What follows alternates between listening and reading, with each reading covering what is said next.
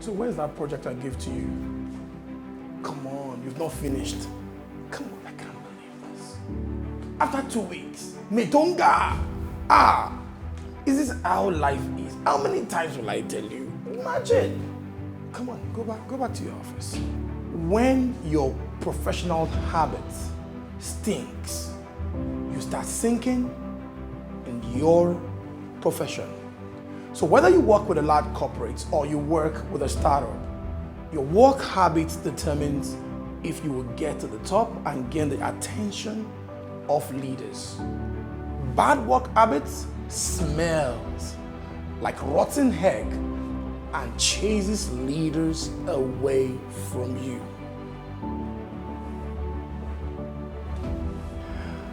So let me be your coach and share with you about how to develop habits that can help you gain the attention of leaders and managers. So the first workplace habits that can earn you promotion is you must always be punctual. You must be known for punctuality and professionalism. You must always be punctual and known for punctuality and professionalism. So when you talk about punctuality, now I live in an environment whereby people talk about African time. You have a meeting for 8, you're running not to be late, you're not trying to get there early. And there are two different mindsets: trying not to be late and trying to get there early. Now there are two mindsets. One, you're trying to be proactive. When I go for any meeting, I try to want to get there an hour before. Now if I have a meeting with anyone and it's for 9 o'clock, I must be there. If I'm not there 7, then I must be there 8. But at the minimum, you must get to your office, your workplace, minimum 10 minutes to the time of resumption. You must not have a brand of trying to run and catch up time. And some people even, they will get into the office. Hey, sorry, sir, it's still 7:59. We're resuming 8 o'clock. You must not have a brand. Build your brand, workplace brand, as someone that is always coming late. It will stain you. And when you talk about professionalism, you've been hired for a role. You must dress the part. And when I say dress the part, I mean you must wear what fits the role you've been hired for, and also dress your mind. Being professional is, you've gotten a job in customer service, that the first thing for you to go and do is to go and read books on customer service. Now, you coming in and not knowing anything about the role is lack of professionalism. So you must be punctual and always professional. That's the first work habit. The second habit is you should have respect for deadlines and time. You see, because it's different from the first one. The first one is to be punctual. The second one is you must have respect for time, deadlines. Because you know the company you work for, they have a goal, they have a timeline. There's 30 days project they are running, and they've given you a task to perform. That task is meant to be completed in 4 days, and it's taking you 8 days. Some don't even mention anything about it. They just keep dealing with it and say, when they want to ask, they will tell me.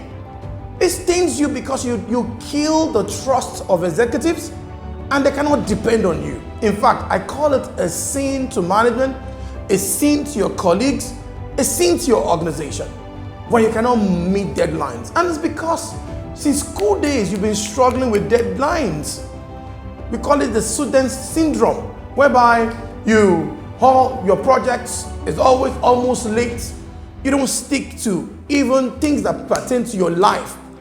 You know, you tell yourself that you're going to do something, you're going to read a book within three days, and it's taking you 3 months. And you don't feel bad about it because it's your life. So most people extend the way they live their life to the organization. But don't forget, when you extend it to the organization, the definition of an organization is a group of people working together to achieve a goal and objective. That means whenever you don't meet deadlines, you affect someone. You affect your team, you affect your company, you affect business results. And I can tell you, if you don't fix it as fast as possible, that company might go bankrupt because of your bad work habits. So you must stick to deadline. If you feel you're in a project and you see the way you're going, you escalate. You're not going, you're not progressing as planned. Then you escalate to senior management, escalate to your manager. Let him be aware. If they want to do something, let them do it. But don't think deadlines are being set for you just to be there to flout. You must always make sure you have a brand that executive can trust you and say, if it's given to Ajibola, it's done. It will always meet deadlines. So the third habit to become someone visible to the executives for promotion is that you must be proactive about learning skills. Skills that are not in high demand yet, but you know that it will be required in your organization. I've seen people come into their company and say, my personal development goals is around what is not related to your core function, what you do. And that's where you get paid. Your work, you get paid for something, but your spare time to improve yourself, to learn the skill, you are learning tailoring. So you work in a bank, you work in a customer service desk, you don't create time to learn to be good at that role, but now you're taking time to learn tailoring, to learn this. So you're also getting angry they're not promoted. You're not learning skills that is required for you to thrive in that environment. Now, you must be proactive about these things. And also, let's say, for example, being proactive in learning skills also is looking at executives that are like 5 steps more than you or your next level manager and say, guy, identify those things that make that person different and start learning those skills. Because if you're looking ahead for promotion, the best time to learn is when there's no need to learn. When you wait for that time you're meant to learn and your KPI is based on it already, you start failing. So be proactive about learning.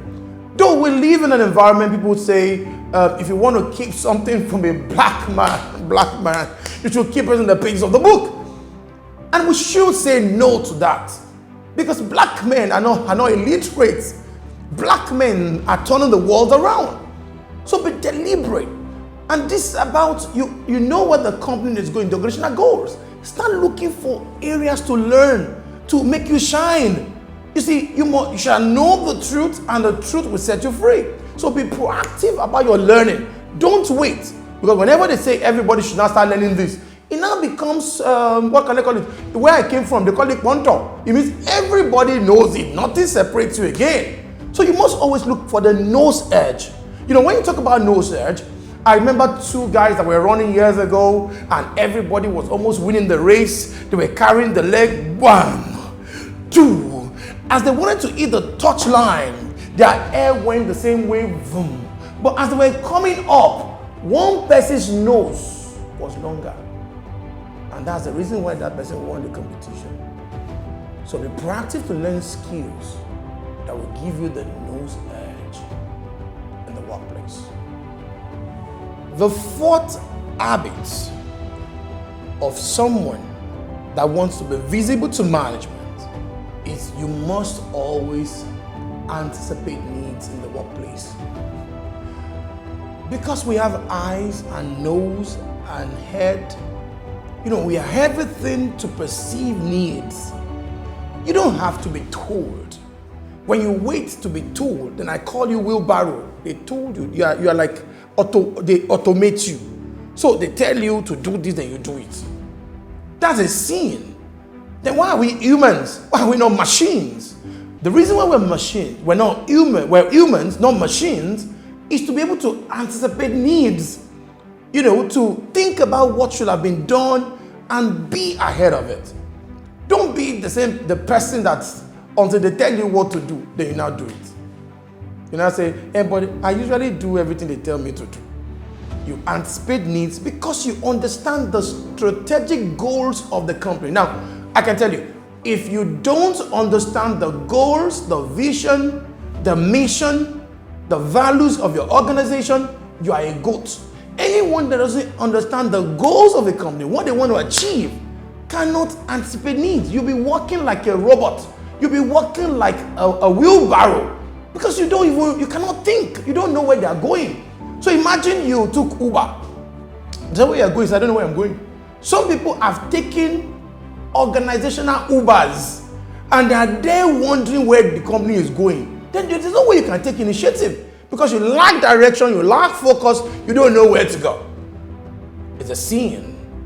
So you must build great habits that management can see that you're one among 1,000 that will always anticipate organizational needs. So the fifth habit is one that I love so much.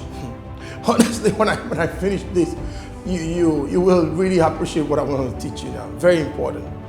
Make sure you take initiative. Although I've met people that will say, what if I work with a manager that's stifle initiative, that doesn't appreciate when people take initiative? Forget it.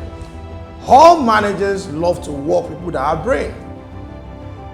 And when managers don't listen to your initiatives because sometimes you're recommending your initiatives based on your feelings. So you went to your manager, say, sir, I feel, then, this money, people should not try your feelings. And that's why when you want to take initiatives, you need to do a bit of research. Recommend things, do benchmarks, check also comparative companies that have done what you're trying to do, and come to your manager and say, sir, I think we're meant to do this because company A and B and C, when they were in our situation, that's what they did. So also when you look at initiative from another dimension, it means that when you are not given anything to do, don't be like a born fool. When you just start looking, you say, what are you doing? Nobody have told me what to do. It means that you lack a brain because you don't know what to do. Now you are at work, you cannot think about what next can I do. Sometimes when you don't have work, find work for yourself. Imagine you are the MD of work of yourself. Won't you think about what to do? Now, why is it that you need someone to just tell you what to do? You cannot even come up and say, sorry, sir, I feel we should do this. This is what we should do. Because I don't have anything. Create jobs for yourself. Since you know where the company is going, you know their vision, then create jobs. This is an habit. This is a habit that will also encourage leaders to give you positional leadership. Why? Because when they're not around, they know they have someone that can take on initiative. They have someone that have head. Don't forget at work, not everybody that has this head use the head. So the proof that we have head, the proof that we're not headless is initiative. Don't you think I don't have brain? The only way I can know whether you have brain is taking initiatives, designing what to do. Look at what Steve Jobs said, that we hire talents so that they can tell us what to do, not we telling them what to do. In other words, we hire talents that can take initiatives, not talents that wait for you to command them on what they need to do before they do it. So the sixth habit is you should always, and I say not once, always ask smart questions. Not senseless questions like, sir, when should we buy water? Sir, I want to know when salary will be paid. You need to ask deliberate questions and say things like, sir, what can I do if I want to be like you? What do you think are the priorities of this company, sir, that I need to focus on now? What is our monthly priority? What's our weekly priority? What's our daily priority? You want to ask about What kind of habits or would you want me to learn? What kind of books can I pick? What kind of courses can I take? Sir, I really want to add value in this organization and I don't want to grow amiss. So can you please advise me? When you ask these kind of questions, leaders see how intelligent you are. The seventh habit is you should admit your mistakes. Now, when you get to the workplace and you want to grow, that means the best of you today will be the worst of you tomorrow if you're growing. So, and without mistakes, you cannot grow. So, failure is not bad. But you see, when you start arguing, that's the issue. Not owning up to your mistakes. And always, when you say sorry to your boss, you must also come up with a plan to ensure that you avoid the repeatability of that same mistakes. You say, no, this mistake I made, so I'm sorry, but these are the things I've put in place to ensure this does not happen anymore. Not that you say, sir, I said I'm sorry. So what do you want me to say again? But you're not also telling us how you intend to ensure this does not happen again. So own up to your mistakes and don't feel bad about making mistakes. But making the same mistakes twice shows that you don't think, shows that you lack consistency, shows that you lack common sense. So you can make mistakes, but the major problem is not owning up to it and making the same mistakes over and over and over and over again. This stains you and makes you smell. You know, like I said in the beginning, that you smell like fat. You start smelling, you start becoming irritable because you have a brand for always making mistakes and not owning up and admitting your mistakes. So the last habits that I'll be sharing with you today, and I guess I've really helped you learn. And don't forget, there's this words of Mark Twain that said, a man who does not use has no advantage over a man who does not have. Now, I'm going to be sharing with you the 8th habit. Before the 8th habit, if you don't use the first habit, second habit, third habit, fourth habit, fifth habit, sixth habit, seventh habit, nobody wants you to use the 8th habit. So you must be committed to try these things. Okay? So you don't have what we call constipation of knowledge. Knowing too much and doing too little. Let your life be a reflection of what you know. And the 8th one is you should communicate effectively. You see, at the top, the moment you begin to open your mouth, they know if you are foolish, they know if you're wise. If a fool keeps quiet, people will even think is wise. So when you talk about communicate, you should know when to talk in meetings and when not to talk. You should know also that you must always give feedbacks. You've been placed on a project, but you always wait for your boss to call you and say, how far is it going? And if it doesn't call you, you just mind your business. Now you're failing when you do that. You communicate deadlines, you communicate progress, you communicate, you share your views in meetings at the right time, tactfully. And this is a very, very important skills you need to make. So some people will say, I was shut down in that meeting. How did you communicate? Was it tactful? Was it meaningful? Was it at the right time? Getting to the top is not easy. It takes you displaying the right habits. Habits can make you, and habits can or will ruin you if they're counterproductive. See you some other time.